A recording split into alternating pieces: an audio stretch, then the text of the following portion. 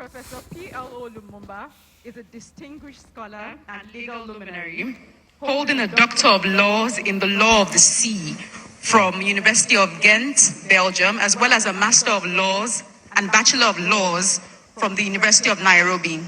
He has received Honorary Doctor of Letters degrees from the University of Cape Coast, Ghana, and a Doctor of Science degree from Bells University of Technology here in Nigeria. With a rich background in human rights, humanitarian law, and international humanitarian law, Professor Lumumba has served as an advocate in the High Courts of Kenya and Tanganyika and is a certified mediator. His influence extends beyond the legal realm. Welcome, Professor Lumumba. Thank you. Thank you very much. Thank you. You may resume your seats. I'm a great opponent of lengthy introductions. Let me start by thanking the pastor and his wife, and also appreciating those who have spoken before me and those who are present to listen to our presentations. Without you, we would be talking to ourselves. There is a sense in which much has been said. If it is the history of the continent,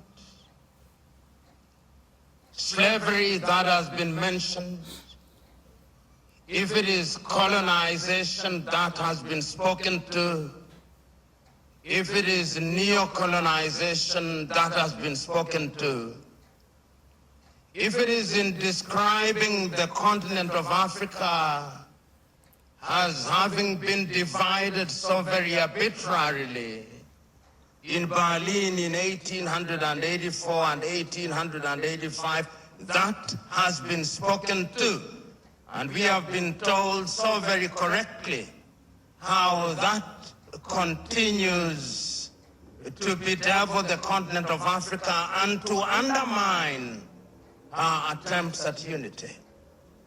Those of you who are students of history will remember that in 1963 in Addis Ababa, Ethiopia, and in 1964 in Cairo, Egypt, the debate was, should we redraw the boundaries?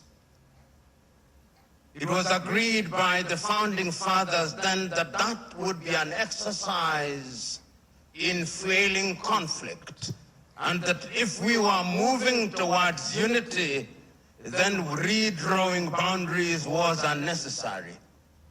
The OAU was, of course, founded in 1963, a weak organization which, as it were, introduced the concept of inviolability of boundaries and placed emphasis on sovereignty. We have been told that that could very well be the reason why Africa's growth has been stunted. There are those, and Ezemo has told us so very effectively, that upon consultation with the gods, he has been told very useful things, and the gods are right in the revelation that they have made. The gods are right in saying that we have suffered in many ways and continue to do so, and that therefore the post-independence African country or countries are bedeviled by many things. That could be a reason. It has also been said that part of the reason why we have not realized our potential is because we make the wrong choices. And that could very well be true. And my brother who spoke about choices so very well told us that it all rests on the choices that you make.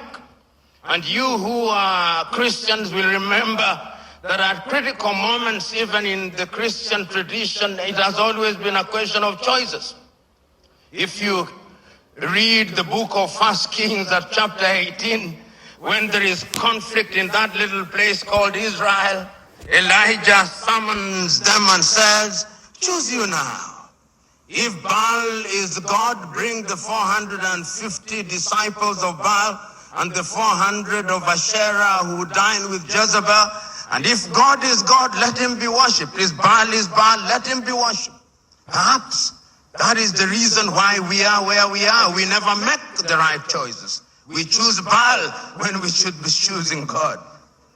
There are those who have said possibly, and you see this choice if you read the book of Joshua chapter 24, when he calls the Israelites and tells them, choose you now. Do you want to worship the gods whom your ancestors worshipped before they crossed the river, or the gods of the Amorites in whose land you dwell? As for me and my house, we shall serve the Lord. Perhaps we are not serving the gods, and that the gods are angry. And in the anger, they continue to visit pain upon us. So there is a sense in which all and many things have been talked about. But Africa sometimes judges ourselves very harshly, and with a jaundiced sense of history. The post-colonial African state, the oldest post-colonial African state, is Ghana. 66 years only. Nigeria, 63 years only. And we often forget these very important and immortal words of John Henry Clark when he said that all African countries, upon regaining independence, started to conduct their affairs on the basis of systems of governments that were borrowed from Europe, and that none of them will ever succeed on the basis of borrowed systems. And as if he were a Jewish prophet, he is being proven right on a daily basis. Because whenever we in the African countries think that we have identified the problem and that we have identified the antidote, when we apply the antidote, new wounds appear. That has been the state of Africa, and that continues to be our state. And therefore, when we judge Africa, we must ask ourselves, from whose lens are we judging Africa? When in 1965, the Osagyefo Kwame Nkrumah wrote the book Neo-Colonialism, the Last Stage of Imperialism, and the Most Dangerous, he was right, and he was overthrown for it. Because the colonizer left but never left. And if you have any doubt, see what is happening in Niger, in Guinea, in Burkina Faso, in Mali. They are alive and well. And Africa remains the only continent in the world that is still referred to as Francophone, Anglophone, Lusophone, and now we are beginning to even call it Russophone and Sinophone and Indophone. There is a sense in which we must never forget this, so that when we are judging Africa, we ought to judge her on the basis and upon the realization that the headwinds that stand on our path are numerous, and that there is no shortage of fifth columnists within our ranks. The SMO spoke, and if the SMO were to speak a little longer, he would have reminded you of what Chinua Achebe said in Things Fall Apart, that they came and put the things that held us together, and we can no longer reason as one. And he said, we may have sent the white man away, but what about our brothers whose minds they have infected and infested? And there is no shortage of them. So Africa can and will arise. And if you look at the continent of Africa, she has always been conscious of the need to do right things. And if you look at the continent since 1963, and I can remember this so very vividly, I can remember Kwame Nkrumah in 1957 on the 6th of March saying, the freedom of Ghana means nothing if the rest of Africa is not free. He says the same thing in 1958. He repeats the same thing in 1960 in Casablanca, Morocco. He repeats it again on 25th of May, 1963 in Addis Ababa, Ethiopia, where he tells the 32 heads of states gathered there, we must live here with one army. We must live here with one currency. We must live here with one foreign policy coordinated. And I even suggest that we can have a capital, and I suggest Bangui in Central African Republic because it is the most central. But we listen to him not. After that, of course, we have had our gains. Under the aegis of the OAU, Africa was able to eliminate apartheid, South Africa. Under the aegis of the OAU, Africa was able to chase away the Portuguese in Cabo Verde, in Angola, in Mozambique, in Guinea-Bissau. Under the aegis of the OAU, Africa was able to chase away the apartheid regime in what is now Namibia and the Ian Smith regime in what is now Zimbabwe. Let us not judge ourselves too harshly. We have made our mistakes, but sometimes it is proper, as my sister said, that we see half full glass rather than half empty. We must not debilitate ourselves by constantly bashing ourselves and looking at Africa from jaundiced eyes from Europe and America. And I'm suggesting to you, we have and will continue to make our mistakes. Look at Africa and the decision that she has made for herself over the years. As early as 1980, Africans sitting here in Lagos, Nigeria, came up with the Lagos Plan of Action. And the Lagos Plan of Action told Africa, in order for Africa to realize our potential, we must trade amongst ourselves. But the neo-colonizer was not resting. A little earlier, 5 years earlier, the neo-colonizers had sat down in Lomé in Togo, not too far from here, and came up with an agreement of African and European and Pacific countries. And when that did not work, they sat again in Cotonou here in Benin and came up with the Cotonou Agreement. They are never resting. We must never forget that. The neo-colonialist is alive and well and is always trying to frustrate what we do because Africa is their hunting ground. And we did not stop there. When we are doing things, you tell me what Africa has not tried to do. In terms of the airspace, we agreed in Yamoussoukro, in La Côte d'Ivoire, that we will open our airspaces in 1988. We sat in Abuja here in Nigeria in 2001 and said we were going to spend not less than 15% of our budget in the health sector. We sat in Malabo, Equatorial Guinea in 2014 and said we were going to focus on agriculture. We sat down in Maputo in 2013 and said we were going to ensure that our women were mainstreamed in the activities of Africa. We sat down in Abuja in 2013, in 2014 and said we were going to have free movement of people, and once again sat down in Kigali, Rwanda 2018 and said we were going to eliminate visas. We sat down in Abuja and said that we were going to silence the guns in 2013. We did not. And we sat down in 2020 and said we were going to silence them. And now the guns are alive and well. And who are supplying us with the weapons? It is not us. It is others. Should we blame them? Yes, we should. Should we blame ourselves? Yes, we should. So Africa has always been a battleground. And the rhetoric that we see and the manner in which we ourselves are educated. My sister talked about education. But really, what are we teaching ourselves? It is fella Nicola Pokuti said, "Teacher, don't teach me nonsense." Don't teach me nonsense. And I'm suggesting to us that most of us, including most of us who are here, we are so very thoroughly miseducated that what we must do is to unlearn the burden that we have in our mind.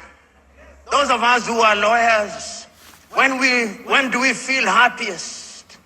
when we cite an English authority to determine a land case in Abeokuta. When we talk about the reasonable man, we don't talk about the reasonable man in a keke, in a papa. We talk about the reasonable man being the man in the Clapham omnibus in London, England. That is how miseducated we are. And until we are re-educated, we who are present here are part of the danger to Africa. Because even in our unguarded moments, I went several years ago to the university at Harvard and talking to students, and one of them said that Harvard was the best school in law, in teaching of law. I said, whose law? Nigerian law? Ugandan law? Zimbabwean law? They can only be best in teaching their law, not ours. And I have seen we who are in this space of education, somebody spends 6 years at Unilag, and when they go to Harvard or Stanford for 3 weeks for a short course where they spend most of the time taking tea, he comes back and says, an alumni of Harvard.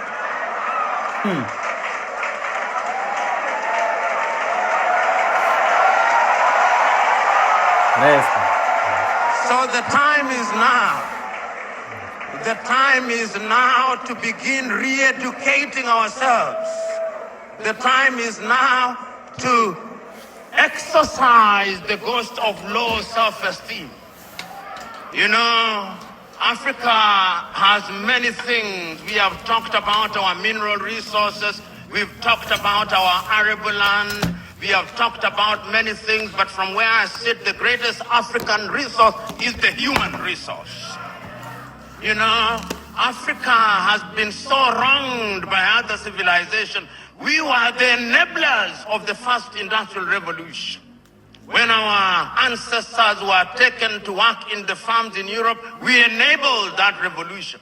Right now, we are enabling the fourth industrial revolution and the fifth industrial revolution. That is why they have talent visas, because they are taking our talent. If it is not nurses, it is our IT gurus. If it is not our IT gurus, it is our engineers.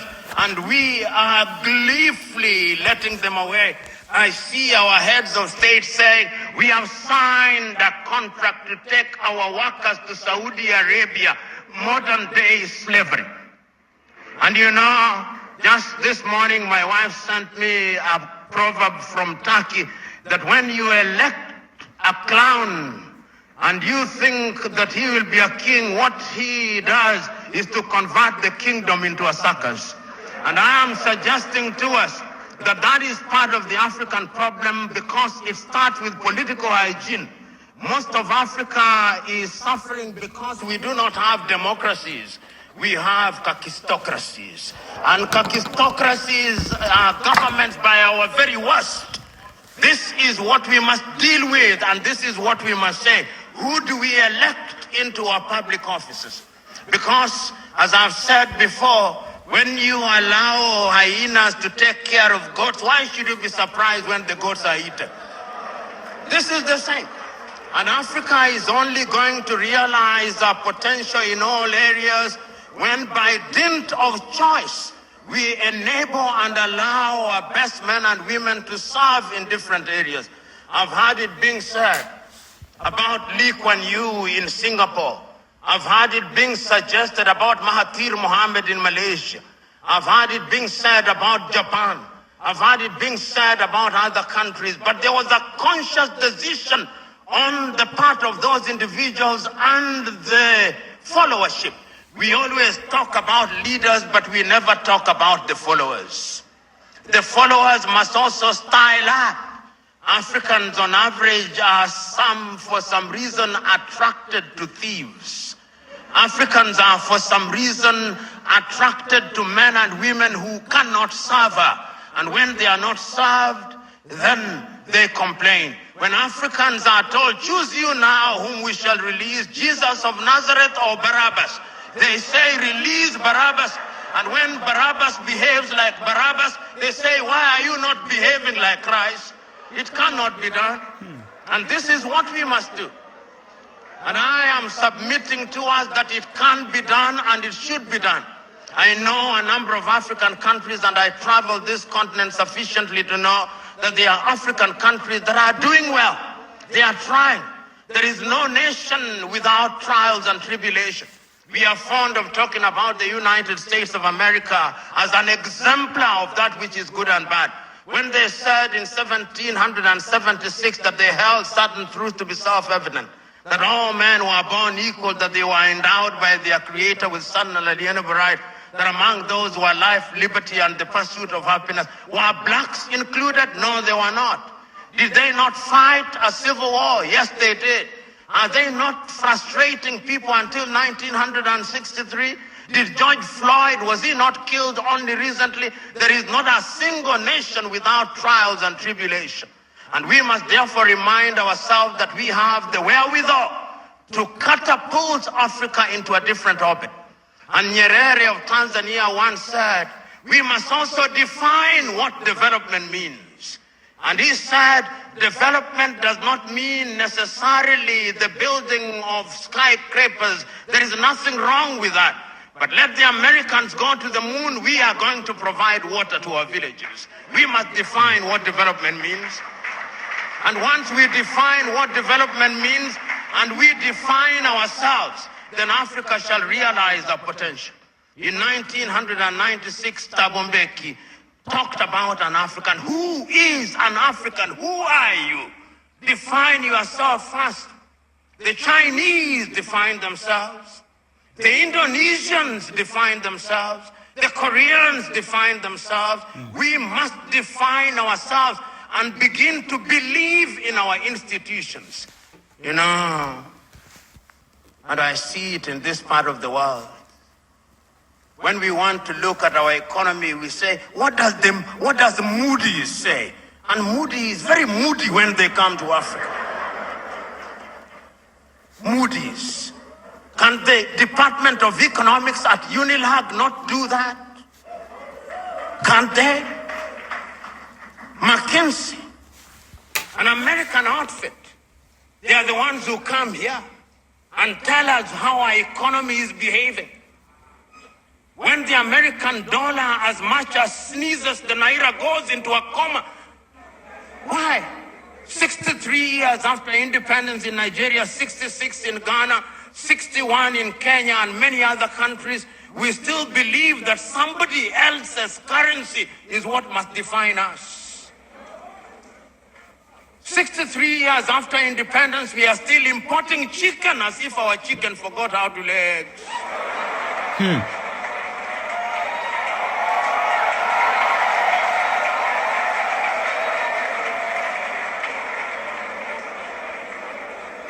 The time is now for Africa to ask fundamental questions. Because if you ask the wrong questions, you'll get the wrong answers. And I'm suggesting to us that Africa is already asking those questions. You know, in the year 2013, African heads of states and government sat in Addis Ababa, Ethiopia. That was during the chairmanship of South Africa's Nkosazana Dlamini Zuma. And they decided that we can no longer continue to live in this muck and mire. Africa must know progress. And they came up with Africa Agenda 2063. My sister spoke to it so very ably and eloquently and passionately. What we don't say is that during that week, Nkosazana Dlamini Zuma wrote an apology letter to Kwame Nkrumah, telling Kwame, we apologize. What we are doing now, you saw in 1963. A house divided against itself cannot stand. Now we are living through Africa Agenda 2063. We are living through the Sustainable Development Goals. And I'm not a Jewish prophet nor related to one. But I can confirm to you, we will not fulfill any one of them. You cannot, in the nature of things, engage the reverse gear and then think you'll reach your destination. You cannot. And that is what most African countries have done. So the time is now, as the cliche goes, when you are in a hole, you stop digging. And Africa must stop digging. And if we stop digging and we look at what we have, Africa Continental Free Trade Area says that we are going to trade amongst ourselves in the world. Africa trades ourselves at best at 20%. Europe at about 70%, North America possibly 65%, Asia now going to 60%, Latin America going to 55%, Africa 20%. What must we do? We must stop certain things that stand in our way. Conflict. Look at Africa as I speak to you. Look at Sudan. For the last 2 months, there is no economic activity in Sudan. They are destroying what they once built. Even if you wanted to trade, who do you trade with? Generating as at now 2.5 million refugees. I do not hear the voices of African leaders, no. Their silence is eloquent. And when they speak mutedly in sanitized languages, and people are dying. Children who ought to be vaccinated in Sudan are not getting vaccinated. Here in your neighborhood in Cameroon, children have not gone to school for the last many years. Conflict. In northern Mali, the country is divided de facto into two. In the Democratic Republic of Congo, 120 armed groups, yet it is the busiest airspace in the continent of Africa. Minerals are being taken away to Europe and America. Central African Republic, the same. Libya, the same. Several months ago, I wrote to the chair of the African Union and all African heads of state and said, convene a meeting with only one agenda item. What can we do to save Africa from this slide? Only 4 replied. That is the state of the continent of Africa. We must deal with the basic things. We must solve conflict. We must change our governance. Because if we don't deal with the question of governance, we are going nowhere. Africa has become a continent where after every election there is conflict. Because the pursuit of power is a cutthroat competition where throats are actually cut. And when the SMO was here and he consulted the oracles, he discovered that we have a problem in that direction. And that the sooner we resolve that, the safer we will be. Africa can rise and Africa will rise. But it's not going to rise by prayer and fasting. We must pray and fast, but it will not happen. Because the last time I checked, even those of you are believers, when Abraham was taken from Ur of the Chaldeans and given Canaan, it was not on a silver platter. He had to fight the Canaanites. He had to fight the Philistines. That is the nature of divine instruction. Go ye and subdue the world by the sweat of thy brow. The kitchen where they make manna was closed. Manna will no longer come. Because you must now make your manna. And it is our duty, therefore, as Africans to begin to rethink the younger generation. You know, there is a saying in Chichewa in Malawi, that more precious than our children are our children's children. So when we are doing these things, we must remind ourselves that we are doing for this generation and generations yet to be born. When my good sister was speaking, she started in 1969 about the education. We were alive. Then you came to the year 2023 and we are alive. But when you came to the year 2077, knowing as we do that we are not immortal, we shall be assumed into heaven. Some of you who will be alive, you'll be old and possibly stupid and not very useful to anybody. This is why we say it is intergenerational. So, brethren, what we must now do is to ask ourselves, then what do we do? Beyond the rhetoric, what do we do? And what is beautiful in Africa now, not only in the continent of Africa, is that there is a consciousness. You know, I'm in a church setting, and sometimes it is good to remind you, for those of you who believe and believe rightly, even in the Bible, sometimes those who are saying the right things think that they are the only one, thinking in silo.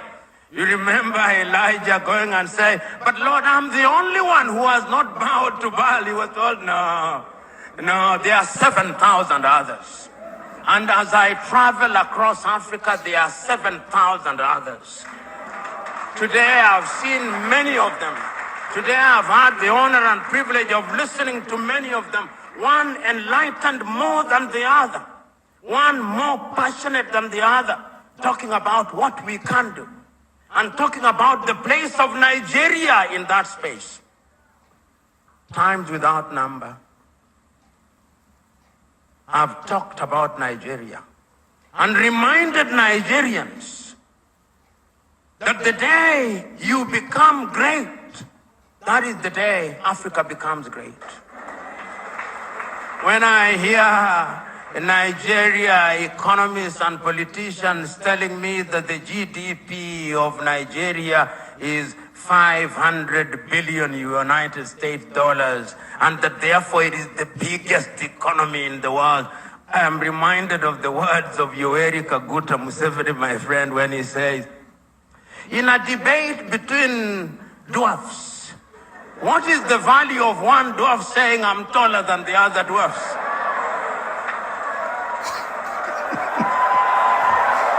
You are still a dwarf. This Nigeria is capable in 5 years of becoming a 3 trillion GDP economy.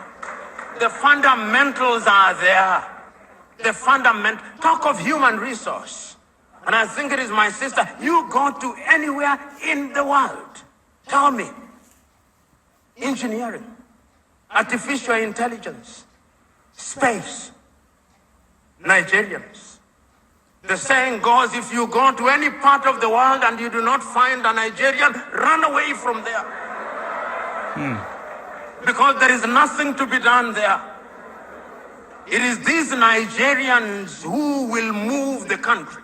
I keep on reminding my Nigerian friends, you say you are 220 million. No, you are not. I suspect you are 300 million. And if my suspicion is correct, you owe this region and this continent the talent. You know, when people talk about instability in Nigeria, I ask them, can you handle refugees from Nigeria? Can you? You cannot. They'll overwhelm the entire West Africa. So it is in Africans' genuine desire that Nigeria remains great and becomes great. All the ingredients are there. Writing in 1983, Chinua Achebe, in his book, The Trouble with Nigeria, said that it is simply and squarely a problem of leadership. That is an African problem, and I also want to say it is also a problem of followership. Before the Ezemwe started speaking, he talked about what is expected of him in the village. When you are appointed into a public office in Africa, they actually expect you to be a thief. And if you don't steal, they say you are not wise. So in the minds of many people in Africa, Abuja and Lagos are hunting grounds where they send their sons and daughters to steal, to take antelopes, which they share in the village. That thinking must change. Because service for humanity is what we must look at. And I have no doubt in my mind that Africa can do it. When I look at Africa and I look at Nigeria I see an Africa that is capable of rising because our sons and daughters now present in the continent and even in the diaspora. You go and see the Africans in the diaspora, whether they are in Antigua and Barbuda, and my good friend here, the ambassador of Antigua and Barbuda, Wallace Williams, Trinidad and Tobago, will agree with me in that regard. You go to St. Vincent and Grenadines, you go to Jamaica, everybody now wants to come and invest in Africa. But we must make the circumstances right. So we must improve our politics. We must make our laws enabling. We must improve our agriculture. We must improve our health. We must improve our education system. We must improve the quality of the environment so that we stop our young men and women dying in the Mediterranean Sea, dying off the coast of Dhaka, going into modern day slavery in Saudi Arabia, in that part of the world. It can be done. We have seen it done during our lifetime. We have seen South Korea do it. We have seen China do it. We are seeing India do it. We can see Indonesia doing it. We have seen Vietnam after the war doing it. And within the continent of Africa, there are other examples. We have seen Rwanda rise like a phoenix during our lifetime. We have seen Botswana do it. We have seen Cabo Verde do it. We have seen Mauritius doing it. It can be done. And if we agree that it can be done, what we must now do is to take a solemn vow. And that solemn vow must come from these words spoken by Julius Kambarage Nyerere on the 6th day of March 1997 in Accra, Ghana, when he was called upon to be the guest on the 40th anniversary of Ghana's independence. This is what he said, and I say this, then I shut up and sit down. Mwalimu said, when Kwame Nkrumah told us in 1963 that we ought to unite, we agreed with him. And we did not for one moment believe that unity in and of itself will solve our problems. What we believe that unity will make our voices as Africans to be respected.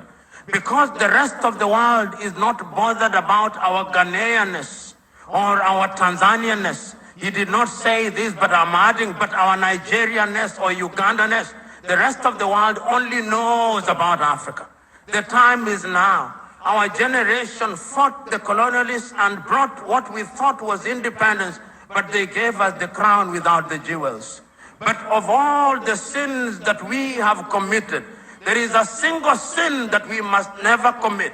The sin of giving up, the sin of despair. And each one of us must remember that we have a role to play. We have a role to play because if the ocean is to exist, the droplets must be good. If the forest is to exist, the trees must be good. Play your part and let the results be the testimony of your efforts. God bless you.